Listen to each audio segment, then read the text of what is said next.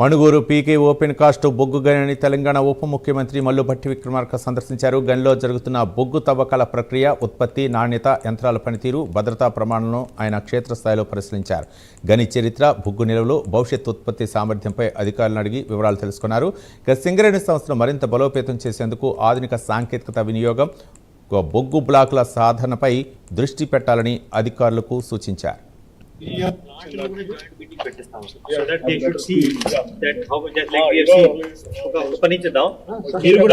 Plant లో పోయి ఒకసారి జాయింట్ మీటింగ్ పెట్టండి.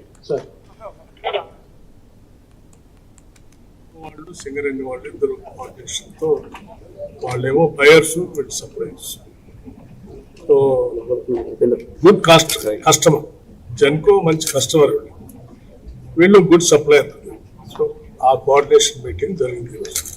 సింగరేణి కాలనీస్ సంబంధించినటువంటి బ్లాక్స్ అన్ని తెలంగాణ ప్రాంతంలో ఉన్న అన్ని బ్లాక్స్ సింగరేణికి రావాలనేది మా కొట్లాట. సో సాధ్యమైనంత మేరకు అది అలాట్మెంట్ ద్వారా వస్తే అలాట్మెంట్, సరే గవర్నమెంట్ ఆఫ్ ఇండియా ఒక యాక్ట్ తీసుకొచ్చి, MMDR యాక్ట్ తీసుకొని వచ్చి, ఆ యాక్ట్ వచ్చిన తర్వాత కంపల్సరీ ఆక్షనే చేస్తాం, అలాట్మెంట్ చేయమని ఒక కొత్త చట్టం తీసుకొని వచ్చారు.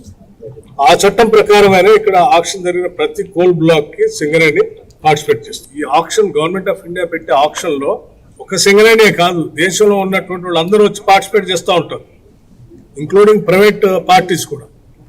సో వాళ్ళందరూ పోటీని తట్టుకొని నిలబడాలంటే కంపల్సరీ మన రాష్ట్రానికి వచ్చేటట్టు చేయాలంటే కనీసం ఈ రెండు పార్టిసిపేట్ చేయాలి, లేకపోతే ప్రైవేట్ వాళ్ళ చేతుల్లో